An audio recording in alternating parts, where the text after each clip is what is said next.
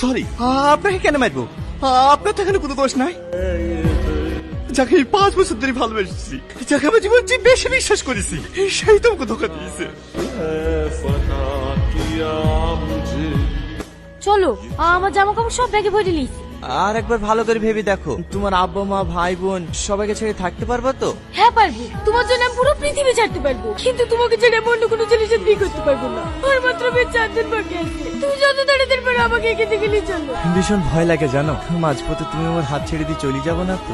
না, মরে গেলেও না, যতই ঝড় তুফান আসুক, কথা দিলাম আমার শেষ নিঃশ্বাস পর্যন্ত আমি তোমারই থাকবো। পৌঁছিস নাই? হ্যাঁ বাবু, চলে এসি মধু। আর সকাল থেকে জানটা ছটফট ছটফট করছিল তোকে দেখার লেগে। তোর আপাকে ফোনটা লাগাতে বললো, ফোনটাও লাগলো না। বাহ,